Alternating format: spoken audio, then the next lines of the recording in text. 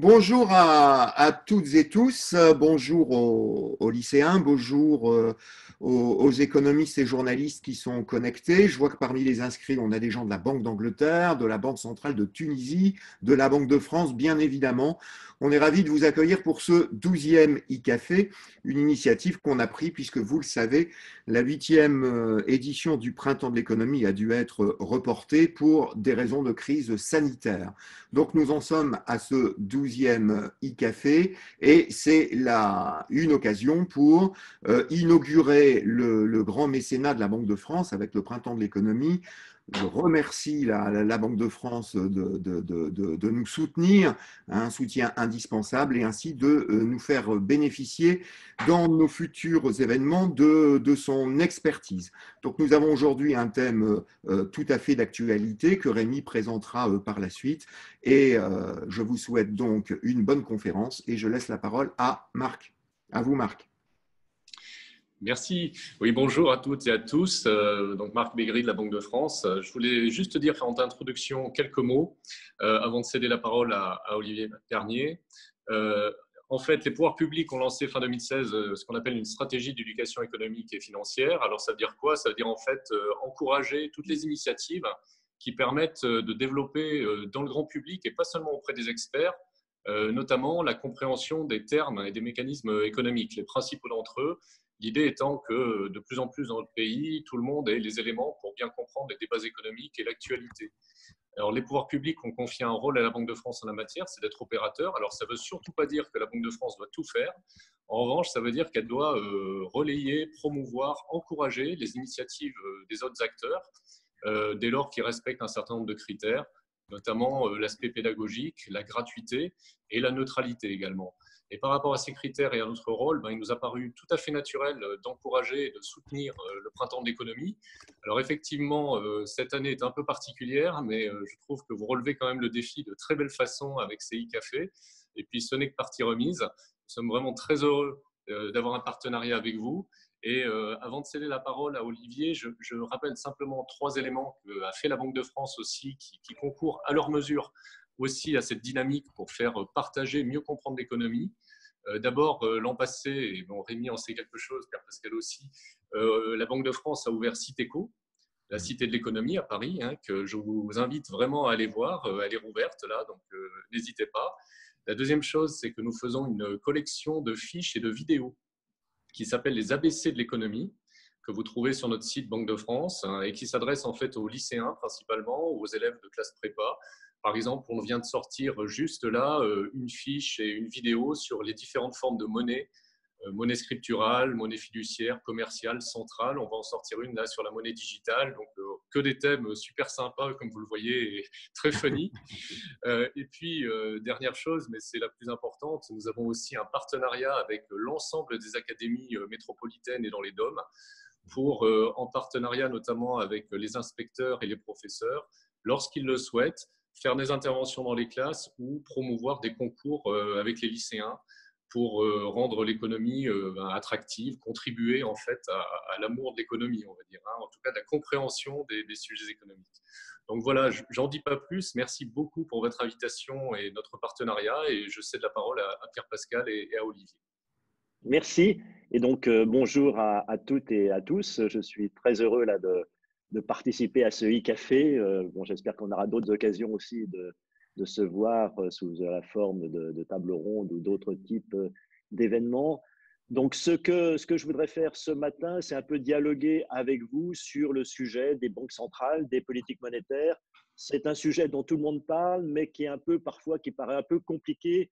Et donc, je crois qu'il est utile d'expliquer ce que l'on fait et puis de pouvoir échanger avec vous. Donc, pour introduire la discussion avant de répondre à vos questions, je voudrais peut-être essayer de répondre un peu aux questions de base. C'est-à-dire les questions de base, c'est d'abord pourquoi les banques centrales aujourd'hui mènent des politiques monétaire qu'on appelle dans notre jargon ultra accommodante. On a vu là qu'après la crise pandémique, il y a encore eu plein de nouvelles mesures qui ont été annoncées à travers le monde. Donc, je commencerai par le pourquoi.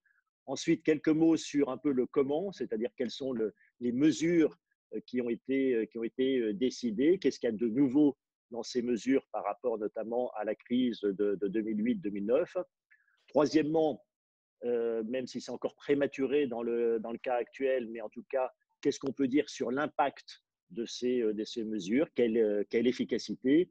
Et puis enfin, pour terminer, peut-être finalement jusqu'où peuvent aller les banques centrales, quelle est la complémentarité ou pas entre ce que font les banques centrales et ce que font les États avec les politiques budgétaires, et donc un peu comment finalement va se faire la sortie de crise. Donc alors, je vais projeter pendant le même temps quelques diapositives avec l'aide de Rémi. Donc d'abord peut-être sur la diapositive numéro 2, pour commencer, avant pour répondre au pourquoi, peut-être vous donner là, sur cette image, là, à la fois les estimations que la Banque de France a faites dans le cas de la France sur les pertes d'activité à la suite de la crise du Covid, et puis ensuite les projections que l'on a publiées là, il y a environ une dizaine de jours sur comment va évoluer l'activité, donc le produit intérieur brut, au cours des trimestres qui viennent. Alors, sur ce graphique-là, il y a des tas, vous savez, en parlant, quand on parle du profil de l'activité, il y a des gens qui parlent de V, il y a des gens qui parlent de U, il y a des gens qui parlent de L. Là, quand vous voyez ce graphique-là qui vous donne l'évolution du niveau de PIB, bon, là, il y a des lycéens qui sont avec nous. Je pense que ça doit leur rappeler peut-être une racine carrée, là, pour ceux qui font des mathématiques, ou si on veut être plus poétique, on dira une aile d'oiseau. Mais en tout cas, comment est-ce qu'il faut lire ce graphique-là? Ce graphique-là, il veut dire que au tout début du confinement, c'est-à-dire à fin mars, donc qui est le point le plus bas, notre estimation était que l'activité était à peu près 32% en dessous de la normale. Donc, vous voyez, c'est le point le plus bas. Et là, on a une enquête chaque mois auprès des entreprises pour essayer d'estimer où est-ce qu'on se situe. À fin avril, à partir d'une nouvelle enquête, donc on était encore en confinement, mais il y avait quelques secteurs qui avaient un peu repris, on était au moins 27. Et puis là, dans notre dernière enquête à fin mai, on était au moins 17. Donc, vous voyez, qui est le point. Là, on est repassé. Si je faisais une analogie avec un escalier, vous voyez, on est passé un peu de l'étage moins 17, si on était dans un sous-sol, de l'étage moins 27 à l'étage moins 17. Et après, c'est des projections. Et vous voyez que dans notre projection, on revient à l'étage 0, c'est-à-dire au niveau normal d'activité, à peu près vers le troisième trimestre 2022. C'est l'avant-dernier point sur le graphique. Donc, vous voyez, tout en fin de projection. Parce que la caractéristique de cette reprise, vous voyez, c'est que c'est un peu comme tout à l'heure, je faisais l'analogie avec un escalier. Quand vous remontez un escalier, là, vous avez 32 étages à monter. Bon, peut-être que les 10 premiers étages, là, vous les montez assez vite, 4 à 4, et puis au fur et à mesure, vous devenez un peu plus essoufflé. Et donc, c'est un peu ce qui se passe dans la forme de la reprise, et que les derniers étages sont un peu plus durs à remonter. Mais tout ça pour dire qu'il y a le choc a été très violent pendant le confinement, puisque là, une bonne partie de l'activité, de la consommation a été empêchée. Et puis, deuxièmement, vous voyez que les effets de la crise vont se faire sentir au moins jusqu'en 2022. Donc, on a une perte d'activité. Alors ça, c'est pour la France, mais vous savez que quand on est au niveau de la politique monétaire en zone euro, puisqu'on a une politique monétaire commune, ce qu'il faut regarder, c'est la diapositive suivante, c'est la zone euro dans son ensemble. Alors, dans la zone euro dans son ensemble, là, au niveau de ce qu'on appelle l'eurosystème, qui regroupe l'ensemble des banques centrales de la zone euro, on a fait aussi le même type de projection avec 3 scénarios qui sont présentés sur ce graphique-là. Alors, vous m'excuserez, là, les graphiques sont issus de la Banque centrale européenne, c'est pour ça que c'est en anglais. Donc, quand c'est GDP, c'est la traduction en anglais de PIB, produit intérieur brut. La courbe en bleu correspond à la projection qui a été faite au mois de juin et qui est un peu l'équivalent de celle que je vous ai présentée tout à l'heure pour la France. C'est le scénario central, un scénario dans lequel on fait l'hypothèse que la crise pandémique, finalement, ne disparaît vraiment que vers la mi-2021, c'est-à-dire qu'à ce moment-là, on fait l'hypothèse, parce qu'on n'est pas médecin, on est des économistes, donc on doit faire des hypothèses un peu conventionnelles. Donc, dans ce scénario central, on se dit il y a un vaccin qui est à l'horizon de la mi-2021. Donc, c'est vraiment qu'à partir de la mi-2021 que toutes les craintes sur la crise sanitaire se dissipent, que les mesures barrières, que toutes les mesures qui doivent être prises dans les entreprises, dans les magasins se dissipent, et donc ce qui explique un peu le profil de la reprise. Il y a un scénario plus favorable, qui est le scénario, donc c'est la courbe en jaune, qui est le scénario modéré, où là, on pourrait dire dès le deuxième semestre 2020, la crise sanitaire se dissipe, et vous voyez que dans ce cas-là, on revient au niveau 100, qui est un peu le niveau zéro que j'expliquais tout à l'heure, qui est le niveau zéro. On revient à ce niveau zéro dès le début 2021.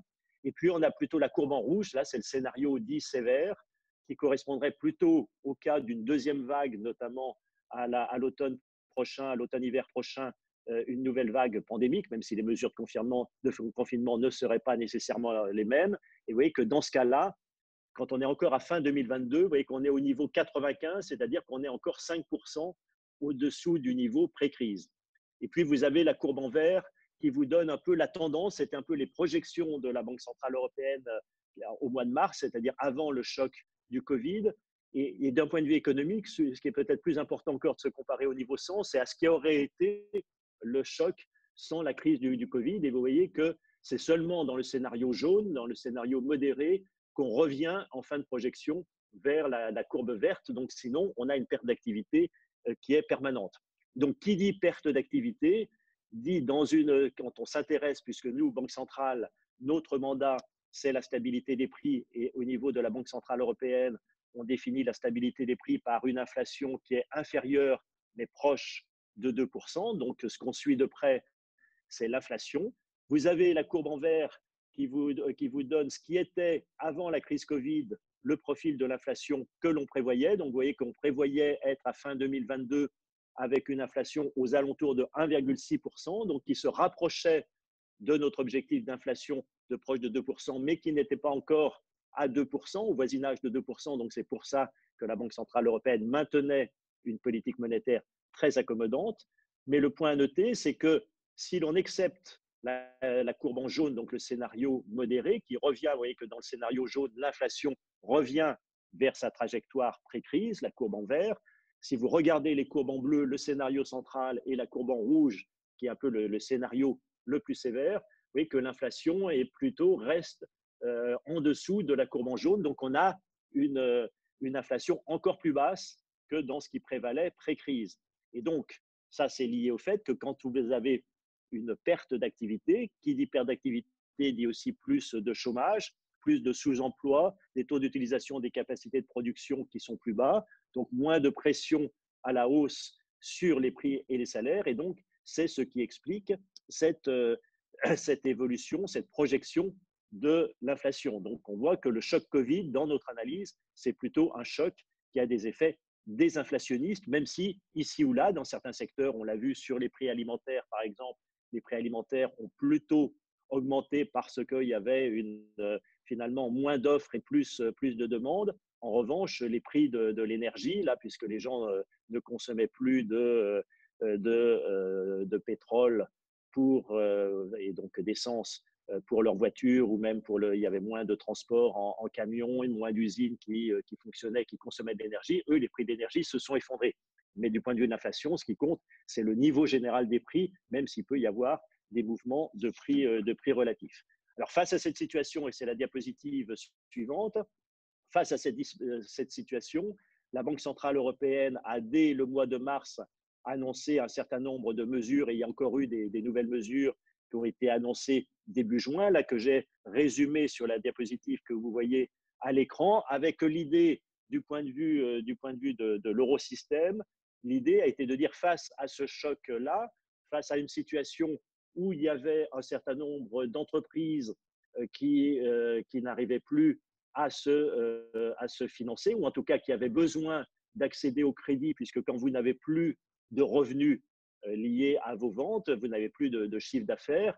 Dans ce cas-là, pour continuer à payer vos loyers, pour continuer à payer un certain nombre de charges, la seule solution, c'était de se tourner vers le crédit. Donc, il fallait absolument assurer la continuité du crédit, éviter une restriction du crédit. Donc, c'est d'abord un certain nombre de mesures, vous voyez, pour potentiellement près de 3 000 milliards d'euros, ce qui est un montant colossal qui représente à peu près le quart du PIB de la zone euro. La Banque centrale européenne a pris un certain nombre de mesures Alors, je ne rentre pas dans le détail, mais c'est ce qu'on appelle des TLTRO, qui sont des prêts à long terme aux banques et à des conditions très avantageuses. Donc, vous voyez, avec des taux négatifs, si les banques maintiennent leurs encours de crédit aux entreprises. Et donc, ça, c'est pour permettre aux banques de prêter aux PME et aux ETI, c'est-à-dire les petites moyennes entreprises et les entreprises de taille intermédiaire qui, elles, se financent principalement auprès des banques. Ensuite, il y a environ aussi 1800 milliards d'euros d'achats d'actifs, donc des titres obligataires qui sont émis par les entreprises et les États sur les marchés de dette, puisqu'il y a certains agents économiques qui s'endettent auprès des banques. Je l'ai mentionné du côté des PME et des ETI. Les grandes entreprises, elles, se financent plutôt sur les marchés de capitaux, sur les marchés de dette, ce qu'on appelle les marchés obligataires, et c'est pareil pour les États. Et là, ce qu'on voyait par exemple pour les entreprises, c'est que sur le marché notamment de la dette à court terme, ce qu'on appelle les billets de trésorerie, là, le marché s'était complètement arrêté. Les entreprises n'arrivaient plus à se financer parce que les investisseurs ne voulaient plus prêter. Et donc, la Banque centrale européenne est intervenue aussi en achetant des billets de trésorerie et elle achète aussi pour des montants très importants les dettes émises par les États, et ceci dans le but de favoriser aussi l'activité et donc une inflation plus élevée. Et puis, il y a un certain nombre de mesures aussi qui ont été prises dans ce qu'on appelle la politique macro et micro-prudentielle, là, qui sont des mesures, là encore, pour faire en sorte que les banques puissent prêter à l'économie et aux entreprises en particulier. Donc ça, c'est toute la panoplie qui a été mise en place. Alors, si on va sur la diapositive suivante qui vous donne le bilan de l'eurosystème, donc des banques centrales de la zone euro, et vous voyez que ce bilan, il a fortement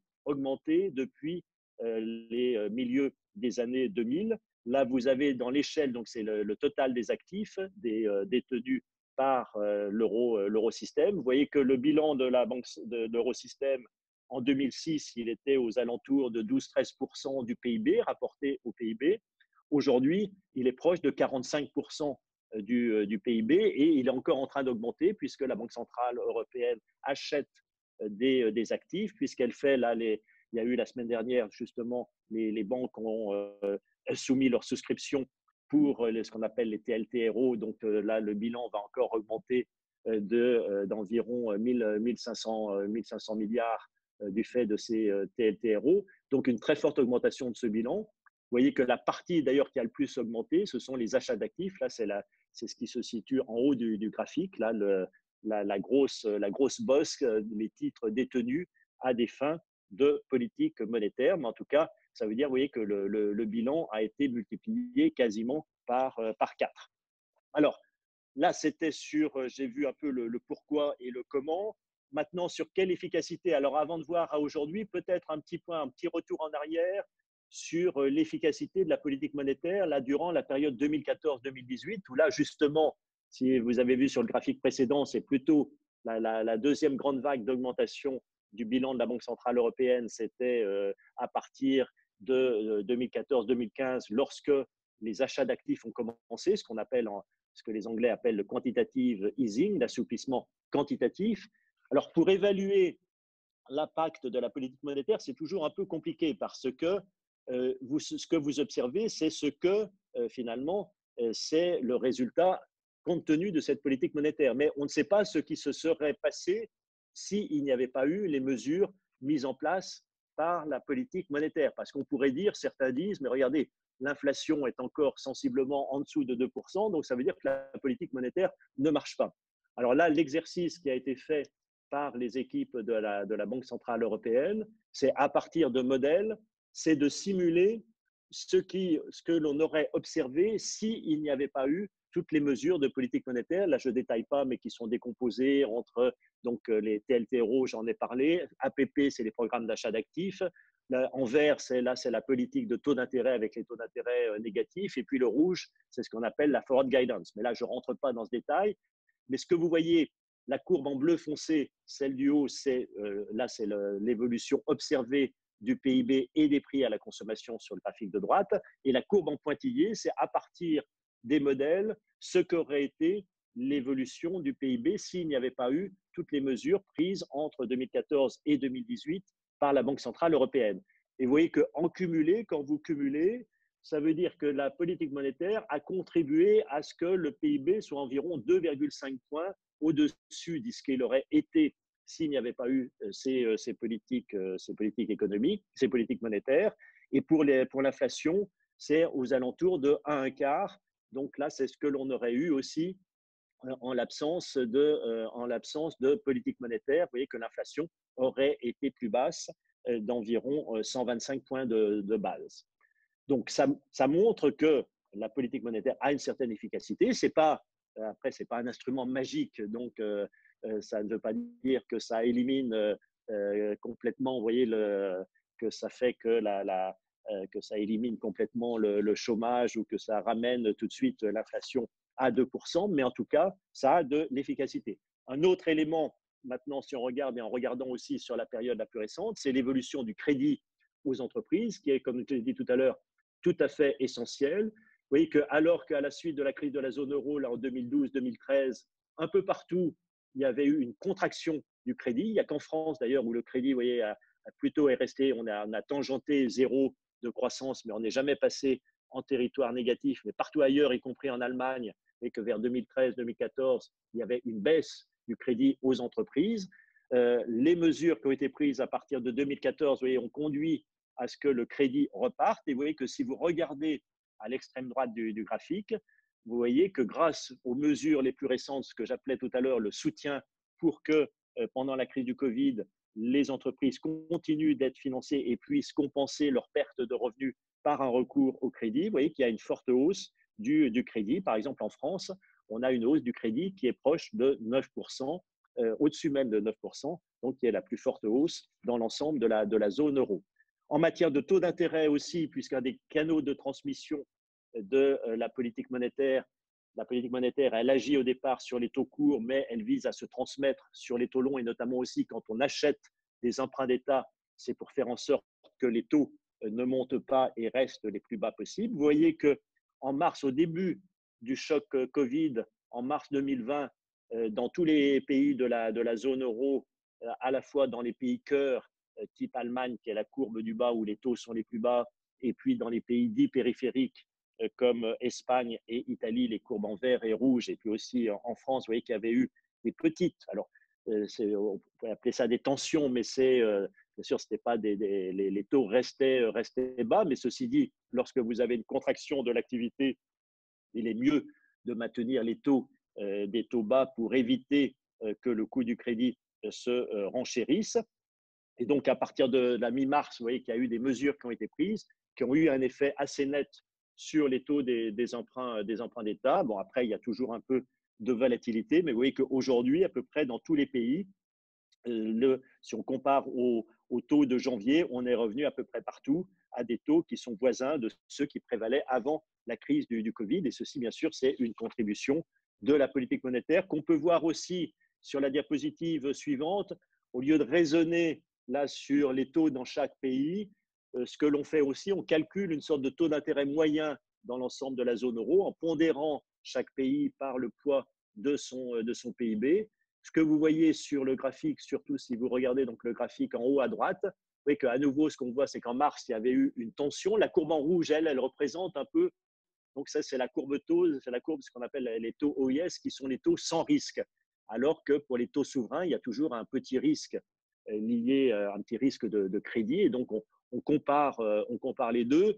Et donc, une mauvaise transmission voudrait dire que le spread, l'écart entre le taux à 10 ans composite, là, c'est ce taux moyen, et puis le taux sans risque, la courbe en rouge, donc ce qui est la courbe du dessous, lorsque le spread se tend, ça veut dire que la politique monétaire se transmet moins bien. Et donc, c'est pour ça qu'on a mis en place un programme d'achat d'actifs spécifique, là, ce qu'on appelle le PEP, PE2P, qui, justement, en achetant des titres de la zone euro, vise à faciliter la transmission de la politique monétaire dans tous les pays de la zone euro, y compris dans les pays où il y avait le plus de tensions sur les taux souverains. Par exemple, j'ai parlé tout à l'heure de l'Italie. Enfin, alors, dernière remarque, et pour terminer, je crois que ce qui est important de voir, et si on se pose maintenant la question en matière de politique monétaire un peu sur est-ce qu'il y a toujours le débat est-ce que les politiques monétaires ont atteint ou non leurs limites. Ce que l'on a vu, c'est qu'on a eu tendance à dire, après la grande crise de 2008-2009, où il y avait déjà beaucoup de choses qui avaient été lancées, des politiques dites non conventionnelles, et on disait finalement les banques centrales ne vont plus avoir de munitions pour la prochaine crise. Ce que montre la réaction de toutes les banques centrales et la rapidité et la force de leur réaction au cours de la dernière crise, c'est que finalement les banques centrales ont encore trouvé des munitions. Et vous voyez sur ce graphique-là, où là vous avez les bilans donc en base 100 au début 2007 de l'ensemble des grandes banques centrales. Et vous voyez qu'il y avait déjà eu au moment de la grande crise Lehman de 2008-2009, ce qu'on appelle la grande crise financière. Vous voyez que le bilan, par exemple, de la Fed, la courbe en bleu, il avait déjà été multiplié par un facteur 2,5. Et vous voyez qu'en 2011, on était déjà à une taille 3 fois plus grande qu'au début 2007. Il s'était stabilisé ensuite à partir au milieu des années 2015. Et vous voyez que là, depuis la crise, il y a à nouveau le bilan de la Fed, il est passé du niveau 500 au niveau 800, c'est-à-dire que là, on a à nouveau une augmentation de l'ordre de 50% là, du bilan de la Fed. Et vous voyez qu'on retrouve dans l'ensemble aussi bien en zone euro, aux États-Unis, en Angleterre et au Japon, une très forte expansion. Alors, ceci, vous avez aussi sur la diapositive suivante, je ne commenterai pas, là c'est très détaillé, mais c'est plus pour vous dire, là c'est plus pour illustrer en quelque sorte avec cette diapositive, pour dire que les banques centrales ont encore introduit des tas de nouveaux modes d'intervention qui montrent bien qu'il y a toujours de nouvelles possibilités. Par exemple, j'ai évoqué tout à l'heure en zone euro l'achat de billets de trésorerie qui n'avaient pas encore été faits en zone euro. Aux États-Unis, la Fed jusqu'ici n'achetait pas, par exemple, de titres d'obligations émis par les entreprises. Elle a commencé à le faire. Et puis, un autre exemple aussi, la Fed a mis en place un programme là qu'ils appellent le programme Main Street, qui est tourné vers les PME.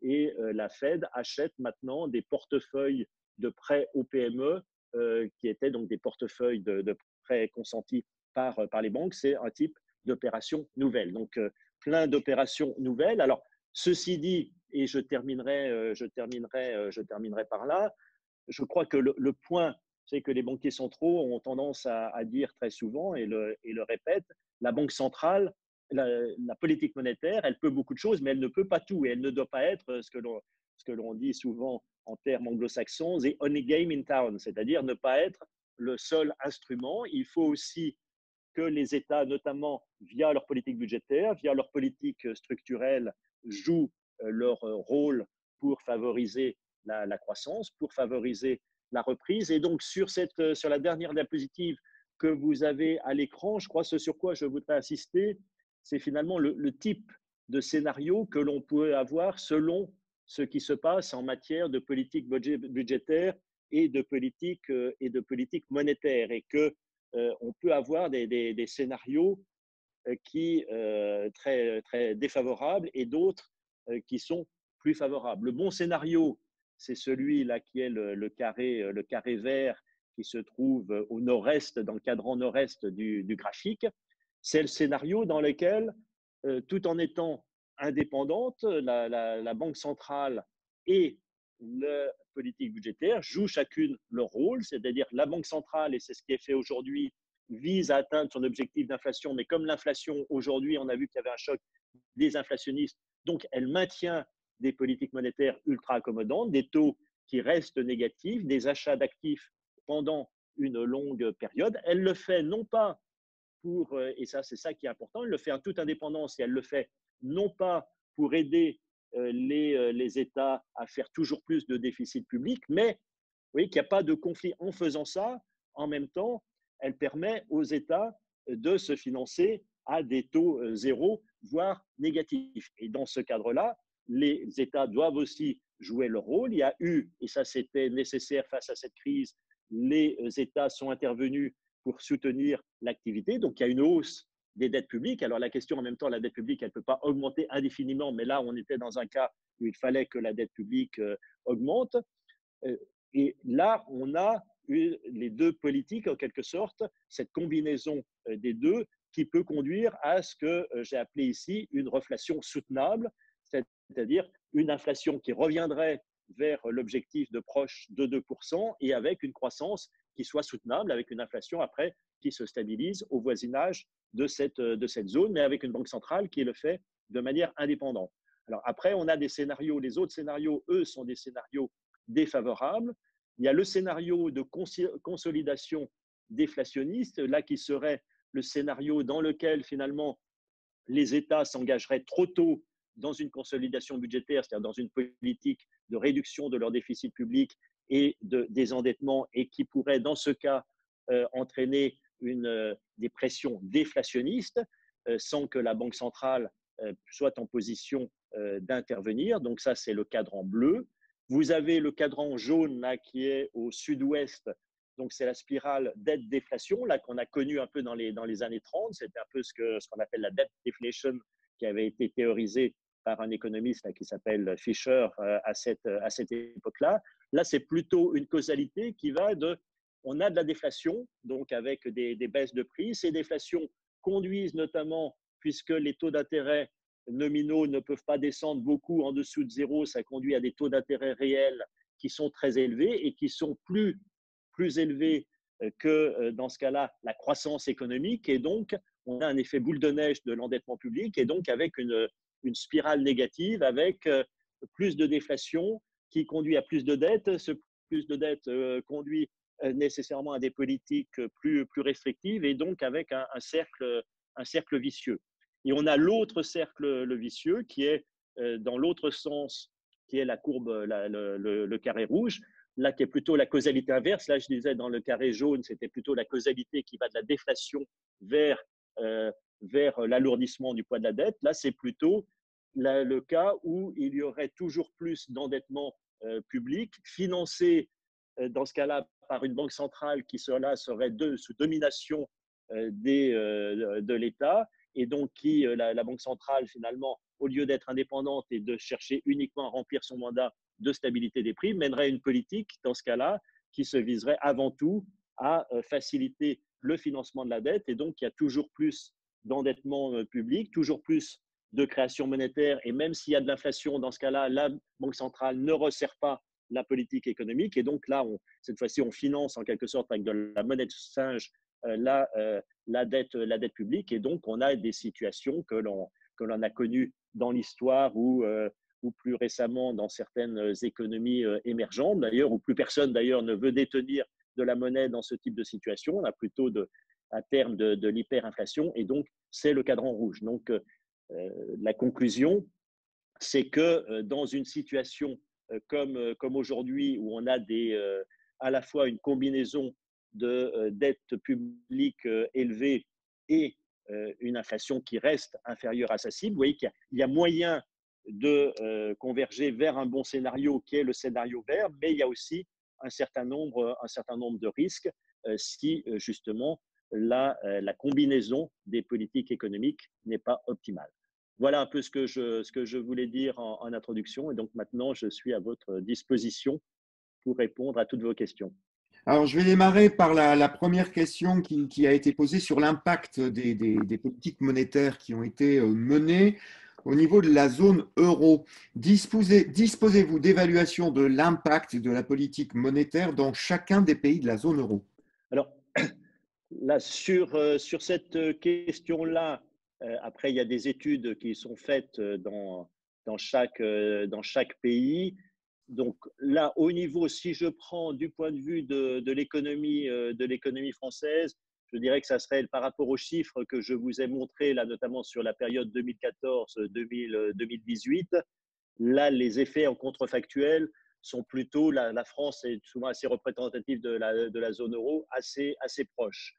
Je dirais qu'après, du point de vue des pays type, par exemple, si je prends l'Italie, donc dans les pays dits périphériques, on pourrait dire que là, souvent, l'impact de la politique monétaire a eu plus d'effets, toujours en termes de contrefactuel, parce que s'il n'y avait pas eu la politique monétaire, dans ce cas-là, on aurait eu des taux beaucoup plus élevés, des tensions encore plus de restrictions de crédit.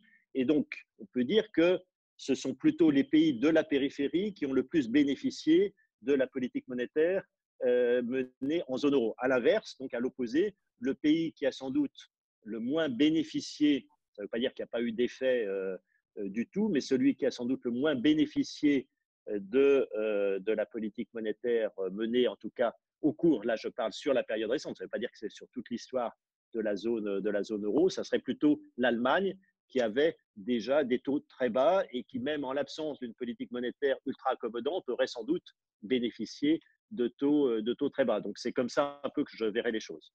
Une question un petit peu plus technique. Y a-t-il une différence entre achat par la Banque centrale sur le marché primaire ou ceux effectués sur le marché secondaire?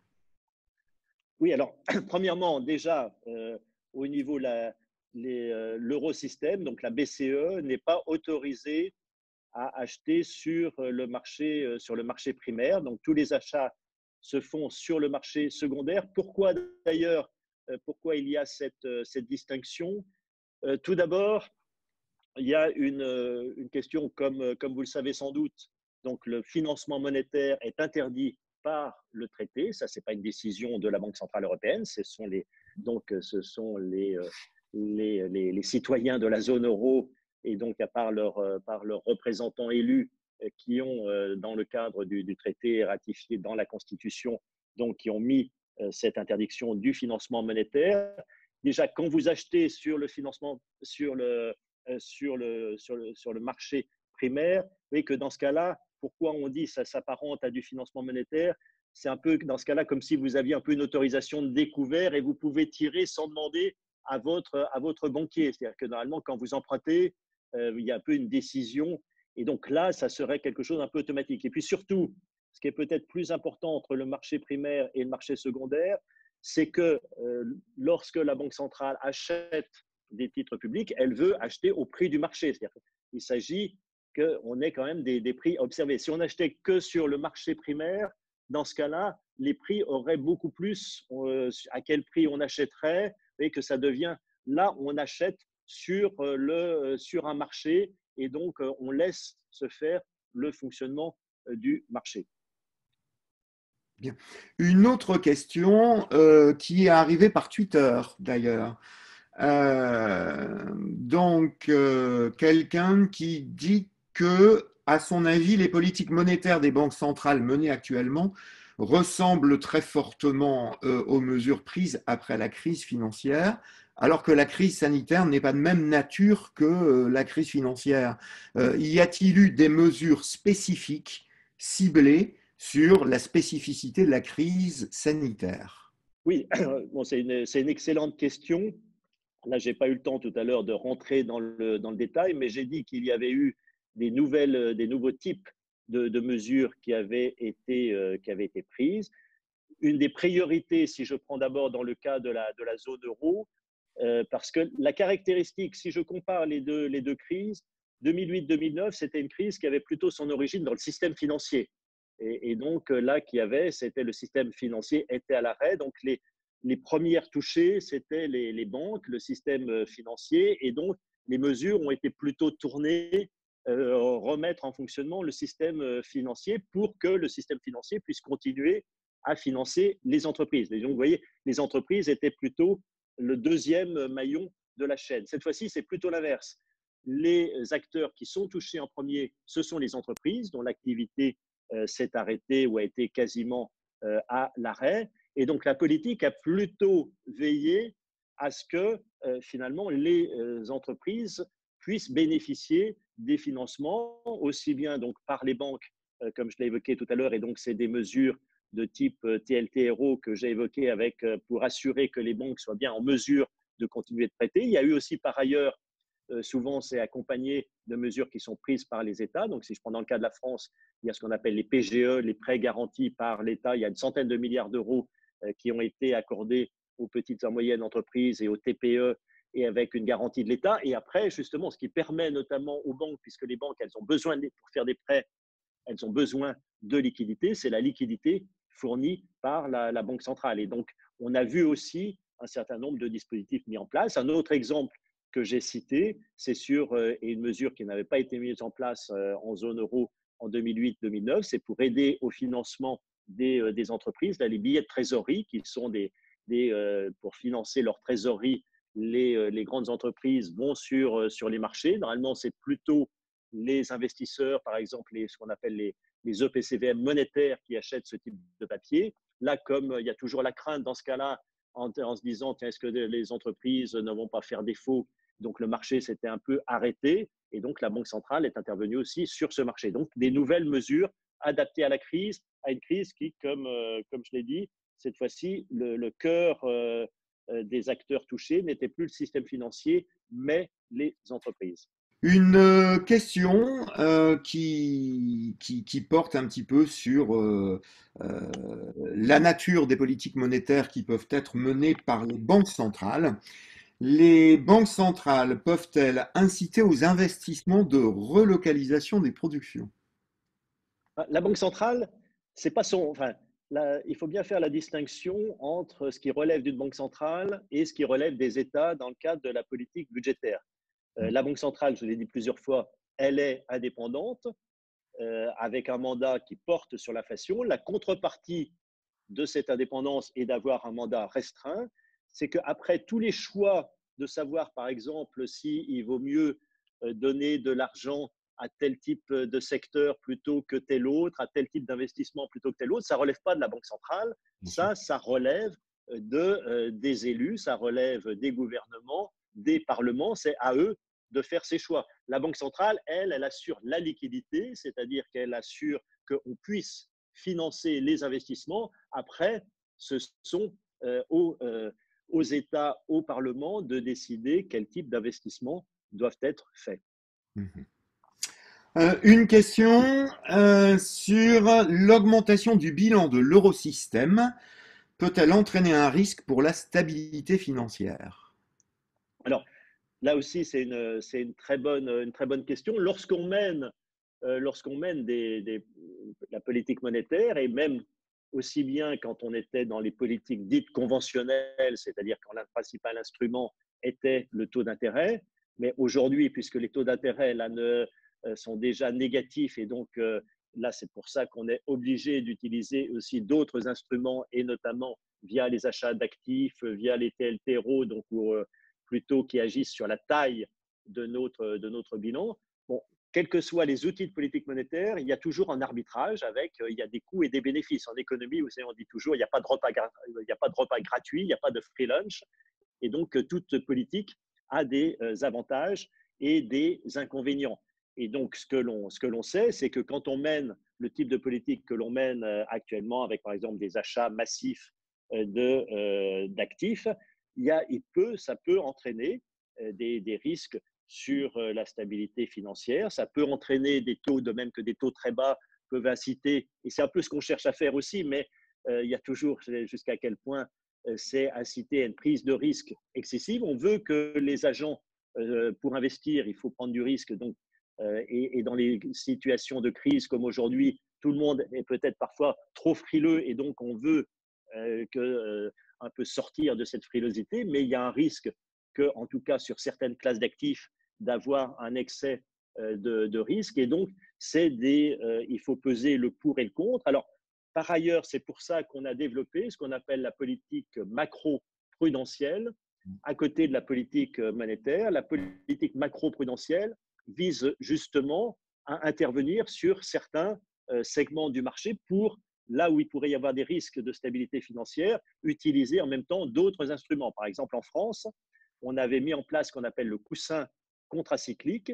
Pendant la phase justement pendant les années antérieures à la crise Covid, on a augmenté ce coussin contracyclique. Avec l'idée de ce coussin contracyclique, le principe, c'est de dire, pendant les périodes où il y a plutôt qui sont des phases favorables du cycle, et avec notamment une augmentation du crédit parce que tout va bien, tout le monde est optimiste, on demande aux banques de mettre en réserve du capital. Donc, c'est un peu dans les périodes où ça va bien de mettre de côté un peu des noisettes pour être capable, parce qu'on sait que le cycle du crédit en jour risque de se retourner, pour avoir finalement ces noisettes, ce capital, pour pouvoir continuer de prêter lorsque ça ira moins bien. Et d'ailleurs, à l'époque, quand on avait mis en place ces mesures, certains nous avaient critiqué en disant mais pourquoi finalement il n'y a pas tellement de risques pour la stabilité financière? Pourquoi est-ce que vous mettez en place ce coussin contracyclique? Là, on a vu pendant la crise, l'avantage c'est qu'on a pu libérer ce coussin, c'est-à-dire que maintenant on a, puisque ce coussin il est fait pour être utilisé, donc cette réserve-là, on l'a libérée et donc ça permet aussi, ça donne des marges supplémentaires aux banques pour pouvoir prêter aux entreprises. Donc c'est le type d'instrument que l'on peut utiliser. Il y a d'autres instruments, par exemple, dans pas mal de pays, il y a des mesures contracycliques qui ont été mises en place, par exemple, pour contrôler davantage le marché des prêts immobiliers, puisqu'il y a pas mal de pays avec des risques de bulles sur le marché du logement et sur les prêts immobiliers, donc qui ont pris des mesures, par exemple, pour limiter, de dire, vous ne pouvez pas, par exemple, la valeur du bien acheté par rapport au montant du prêt ne peut pas excéder un certain ratio. C'est le type de mesure macro-prudentielle qui peut être mis en place. Mais comme je l'ai dit, il n'y a pas de repas gratuit et donc il y a toujours des arbitrages et on pèse toujours le pour et le contre dans les mesures que l'on prend. Mmh. Alors, une autre question. En retardant BAL 3, ce qui laisse des règles prudentielles moins contraignantes, ne risque-t-on pas d'ajouter un élément spéculatif qui faciliterait les prises de risque des banques? Non, là, ce n'est pas du tout, puisque là, on est plutôt dans une période où le risque serait plutôt que les banques, soit ce que je disais tout à l'heure, soient trop frileuses, ne veuillent pas prêter aux entreprises. Et donc, justement, c'est dans les périodes où il faut empêcher les banques de faire des bêtises, de prendre trop de risques, c'est plutôt lorsque tout va bien. C'est ça la tendance que montre toute l'histoire des crises financières. Finalement, c'est les périodes d'excès d'optimisme qui conduisent à des bulles, à des prises de risques excessives. Et donc, c'est pour ça qu'il y a les outils type macro-prudentiel que j'évoquais tout à l'heure. C'est pour ça aussi qu'on a renforcé les exigences en capital. Il y a eu déjà une des raisons pour lesquelles aussi le système bancaire, je disais tout à l'heure, cette crise ne touche pas les banques, mais d'abord les entreprises. Mais on avait aussi un système bancaire qui était, par toutes les réformes qui ont été mises en place à la suite de la crise de 2008, qui était beaucoup mieux capitalisé, donc qui avait les coussins en question. Et donc là, si l'ensemble des pays à travers le monde ont décidé là, de retarder la mise en place de BAL 3, c'était pour éviter à un moment où on veut que les banques financent bien les PME, éviter qu'il y ait un peu une politique qu'on pourrait appeler un peu procyclique, c'est-à-dire qui, au moment un peu de la récession, deviennent restrictives. Mais c'est simplement un décalage dans le temps et non pas une annulation de cette mesure et dans une phase particulière du cycle. Une question d'un enseignant qui pense à l'avenir de ses élèves. Jusqu'où est-il nécessaire d'abonder l'économie en liquidité face à la crise, sachant que cela nourrit la dette, ce qui pose le problème du remboursement de la dette pour les générations futures? Oui, alors là, c'est effectivement la question que tout le monde se pose aujourd'hui. C'est-à-dire que d'un côté, alors là, c'est pas le sujet de la politique monétaire en tant que telle, c'est la politique budgétaire que j'évoquais tout à l'heure. Là, on était dans une situation où, avec l'économie quasiment à l'arrêt, les États ont été obligés de mettre en place des mesures de type chômage partiel pour éviter une contraction beaucoup plus importante, pour que les revenus, pour que les salariés puissent continuer à percevoir des revenus. Mais dans ce cas-là, puisqu'il n'y avait plus d'activité, le seul moyen de faire ça, c'est en quelque sorte, finalement, on emprunte sur le futur. Donc, c'est en quelque sorte pour financer ce revenu des générations présentes, on emprunte auprès des générations futures. Donc, et le problème, c'est que on partait déjà avec une dette publique très élevée. Si je prends le cas de la France, on était en train de se stabiliser autour de 100% du PIB, donc juste avant la crise du Covid, ce qui était déjà un niveau qui était très élevé, très au-dessus d'ailleurs du ratio de 60% qui fait partie des règles du pacte de stabilité. Donc, on partait déjà d'un niveau très élevé. Là, on estime qu'après la crise du Covid, la dette publique en France, elle sera au moins à 120% du PIB, donc encore 20 points de plus. Alors, pour le moment, comme les taux d'intérêt sont, je l'ai dit plusieurs fois, les taux d'intérêt sont très bas parce qu'il n'y a pas d'inflation, donc on a des taux d'intérêt. L'État français aujourd'hui s'endette même à 10 ans à des taux qui sont autour de zéro. Donc il n'y a pas ce qu'on a connu à d'autres époques, ce qu'on appelle l'effet boule de neige de la dette publique, c'est-à-dire que même sans nouveau déficit, la dette, le ratio d'endettement augmente par lui-même. Inversement, et pour les raisons que vous évoquez, la dette publique, elle ne peut pas indéfiniment augmenter, sauf à faire peser une charge excessive sur les générations futures. Donc, il va falloir finalement, sur la durée, déjà, première chose importante, c'est éviter qu'une fois le choc du Covid passé, cette dette publique, elle continue à augmenter. C'est-à-dire qu'on peut admettre que face à un choc comme ça, qui est limité dans le temps, qu'il y a une sorte d'augmentation de la dette publique, voir comment cette partie de la dette, ce qu'on pourrait appeler la dette Covid, finalement, comment on va l'amortir, comment on va la rembourser sur la durée, si on peut. Et puis après, surtout, il va falloir, pour ce qui est la partie non Covid, maintenir une certaine discipline budgétaire pour éviter de reporter toujours les charges sur le futur. Alors justement, à propos de la dette, il y a plein de questions qui vont un petit peu dans le même sens, donc je vais essayer de regrouper, qui visiblement sont un petit peu dans la lignée du débat qui est assez virulent sur Twitter en ce moment. Cette dette, quelle position sur le débat de la dette publique? Cette dette, faudra-t-il la rembourser ou non? Et il y a tout le débat sur la dette achetée par la Banque centrale peut-elle être détruite?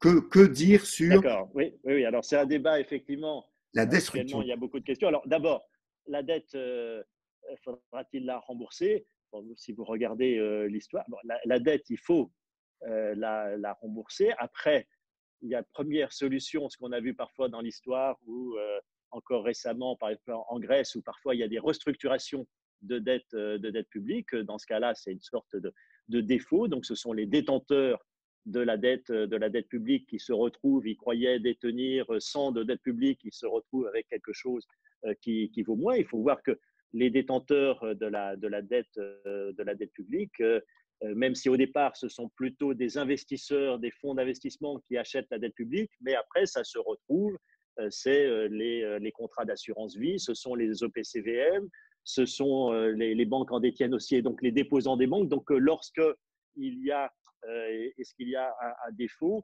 ça veut dire que les effets sont très importants, puisque ça ne touche pas que finalement quelques investisseurs, ça touche l'ensemble du système, et y compris les ménages au sens large. Alors après, il y a la question, effectivement, que certains ont soulevé de débat, de dire il y aura une solution très simple qui serait de dire actuellement, la Banque centrale européenne détient plus de 2000 milliards d'euros de dette publique. On n'a qu'à dire que cette dette publique-là, on l'annule. Alors, par rapport à ça, déjà une première remarque, c'est que ça, l'eurosystème n'aurait pas le droit de le faire. J'ai dit plusieurs fois que le financement monétaire est interdit, donc là, ça serait complètement interdit. Qui plus est, là, c'est un débat d'ailleurs qu'on voit qui existe en France, mais j'imagine mal chez nos partenaires européens, c'est pas du tout un débat que l'on entend. Et donc là, on voit déjà que même sur les achats d'actifs par la Banque centrale européenne, vous avez vu que récemment, la Cour constitutionnelle de Karlsruhe a émis certaines réserves. Et donc là, ça serait encore plus, ça soulèverait des problèmes constitutionnels encore plus forts dans le cas d'une annulation de dette. Donc c'est un débat très théorique. Mais restons sur, à ce moment-là, faisons abstraction à ce stade des questions juridiques et constitutionnelles ou même politiques, puisque même les opinions publiques, je pense, chez nos partenaires européens, seraient très contre ce type de mesures. Après, qu'est-ce qu'il faut penser de ce type de mesures? Alors, d'abord, il faut bien voir, peut-être quand on raisonne sur dette publique et banque centrale, il faut voir qu'aujourd'hui, les banques centrales, elles redistribuent tous les profits qu'elles font, puisque aujourd'hui, les banques centrales, elles achètent finalement, elles achètent des titres publics, et puis elles se financent aujourd'hui à taux négatif, puisque les dépôts des banques auprès de la Banque centrale sont à taux négatif. Donc, si par exemple j'achète une obligation qui est avec un taux, mettons, de 0,5%, et si je me finance à moins 0,5, oui, je fais un profit, mais ce profit, il revient aux États, puisqu'actuellement, d'ailleurs, c'est la Banque de France qui achète les OAT, donc la dette publique émise par l'État français, c'est la Banque d'Italie qui achète la dette italienne émise par le Trésor italien, et donc le profit que fait la Banque centrale, il est entièrement renversé. Donc dans une situation comme actuellement, finalement, la dette qui est détenue par la Banque centrale européenne, elle a un coût qui est nul, en quelque sorte, on pourrait dire, pour l'État en question. Mais c'est une situation qui est assez particulière, qui vient du fait qu'on est dans une situation de taux zéro ou négatif, où finalement aujourd'hui, pour les banques, ou pour les gens qui détiennent de la monnaie, il n'y a pas d'alternative finalement à faire autre chose. Qu'est-ce qui se passerait dans une situation, il faut espérer qu'un jour la situation se normalise peu, qu'on ait un peu plus d'inflation, que les taux d'intérêt remontent. Dans ce cas-là, si on a toujours à notre actif des titres de dette publique, dans ce cas-là, et c'est ce que, par exemple, on l'a vu aux États-Unis, puisque les États-Unis avaient remonté leur taux, s'étaient retrouvés là au cours de la période des 2-3 ans passés, s'étaient retrouvés avec des taux d'intérêt positifs.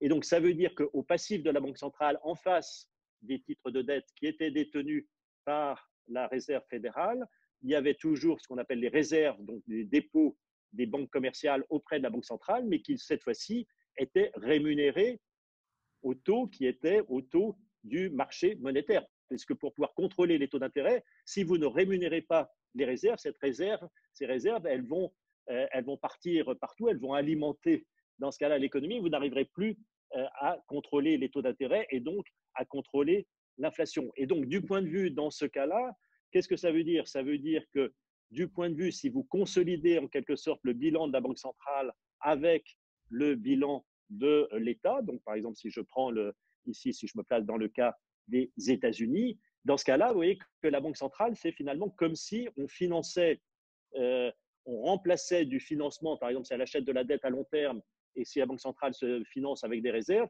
c'est plus un financement par de la dette à court terme et donc au coût de la dette à court terme, mais qui veut dire la dette à court terme, on prend un risque de taux, puisque si les taux après remontent, on se finance, mais il n'y a pas de free lunch dans ce cadre-là. Pour qu'il y ait, alors ce que disent certains, ça serait de dire, mais à ce moment-là, vous vous engagez à ne jamais remonter les taux, ou alors vous vous engagez à ne jamais reprendre la création monétaire. Mais dans ce cas-là, on est justement ce que j'appelais tout à l'heure dans le cas de ce qu'on appelle dans la littérature économique de domination budgétaire, c'est-à-dire que la Banque centrale, dans ce cas-là, abandonne toute prétention à contrôler l'inflation. Son seul objectif, en quelque sorte, c'est de financer l'État. Mais ça veut dire que c'est la meilleure recette pour l'inflation, puisque ce qu'il faut bien voir, dans une situation comme aujourd'hui, j'ai dit, où il n'y a pas d'inflation, là, de toute façon, d'ailleurs, que l'on annule ou pas, ça ne change rien. Mais si on disait, cette fois-ci, on s'engage à ne jamais remonter les taux, ça veut dire que le jour où il y aurait plus d'activité, éventuellement plus d'inflation, dans ce cas-là, plus personne ne voudrait détenir de la monnaie. Si vous avez de la monnaie qui est rémunérée à zéro, ou si les banques, en déposant à la Banque centrale, sont rémunérées à zéro, là, elles voudront tout faire pour éviter ça. C'est ce qu'on voit dans ce cas-là, si on vous dit, alors qu'il y a une inflation à 10% et que vous avez une monnaie qui rapporte zéro, la première chose que vous allez faire, on voit ça souvent, on a vu ça souvent dans l'histoire ou dans des pays émergents, vous allez éventuellement aller chercher à détenir du dollar ou à placer ça ailleurs que dans de la monnaie. Donc, là, c'est fictif de dire qu'on peut indéfiniment, sauf à faire de l'inflation, et donc une fois qu'on laisse après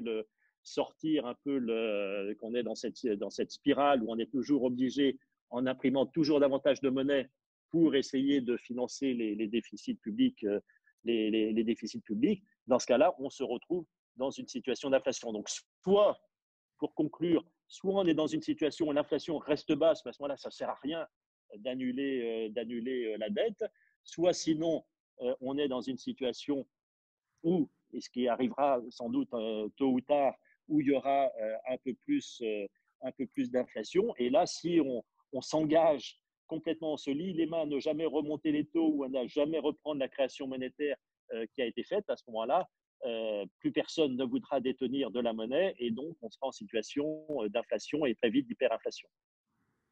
Bien, merci. Une dernière question. Alors, il y a plein de questions. Si on veut respecter notre timing, on n'aura hélas pas le temps d'y répondre aujourd'hui.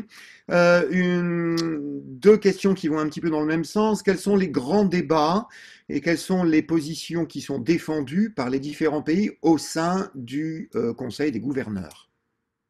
Bon, alors là, je vais pas trahir les secrets des discussions. Il y a des décisions qui sont prises après et vous avez les comptes rendus qui sont publiés. Il peut y avoir après sur telle ou telle mesure des positions différentes, mais après, il y a des décisions qui sont prises par le conseil des gouverneurs et donc après, ce sont des décisions collégiales et donc là, je ne m'exprimerai pas sur les positions de tel ou tel. Bien, ben merci Olivier Garnier pour votre intervention. Merci à la Banque de France pour son soutien au printemps de l'économie. Merci à tous les participants qui ont suivi cet e-café. Je laisse la parole à Rémi pour un petit mot conclusif. Oui, merci beaucoup. Et donc, je vous invite à prolonger tout ce qu'on a évoqué un petit peu ici en allant voir sur le site de la Banque de France, donc les ABC de l'économie, et puis il y a le site Mes questions d'argent, puisque vous avez donc les fiches sont très très bien faites. Vraiment, on explique très très bien les différents canaux de transmission de la politique monétaire, par exemple, etc. Il y a une série de vidéos récentes aussi qui ont été faites, qu'on avait envoyées dans notre newsletter du printemps de l'économie, mais que je vous invite vraiment à regarder. Elles sont très très claires et pour les élèves, les étudiants et pour tous, c'est très très utile. On organisera d'autres événements avec la Banque de France, on espère bien, très rapidement. Sans attendre, nous avons un e-café jeudi prochain avec la Caisse des dépôts et consignations, l'Institut CDC pour la recherche, sur un sujet complètement différent, sur le rôle des villes, les villes face aux crises, entre vulnérabilité, on a bien vu dans la période de crise sanitaire, et résilience en même temps, puisqu'on a vu en fait que ce sont des espaces dans lesquels, par exemple, les connexions numériques permettent parfois de faire face à des chocs comme celui que nous avons vécu tous. Je vous remercie à tous, à très bientôt et on vous retrouvera en présentiel au mois d'octobre puisque les inscriptions sont déjà ouvertes pour les classes et bientôt pour les individuels entre le 13 et 16 octobre. Et si je peux dire un petit mot peut-être, puisqu'on a parlé ABC d'économie, il y a aussi, au-delà de l'éducation financière, on a aussi notre blog qui est sur le site internet de la Banque de France, qui peut intéresser aussi tous les lycéens et étudiants. Et on a mis en place aussi pendant la crise Covid un site Covid-19 et l'économie où vous retrouverez aussi des explications sur tous les sujets d'actualité. Donc, je vous invite aussi à consulter à la fois le blog et le site Covid-19 et l'économie. Merci. Oui. Le bloc-notes de la Banque de France est vraiment une source extraordinaire puisqu'en fait, ce sont des économistes qui font un gros effort de synthèse. Et on a des billets aussi qui traitent de l'histoire économique. Je vois qu'il y a Vincent Bignon qui était en ligne. Et donc, qui permettent aussi de prendre un peu le recul historique sur la comparaison entre la crise de 2008, celle-ci, celle de 1929, etc. Il y a, par exemple, Vincent a écrit un billet qu'aurait fait Roosevelt face à la crise du Covid. Voilà, je pensais à ça. Tout à fait. Merci beaucoup, Olivier. À bientôt, en tout cas. Et bonne journée à tous.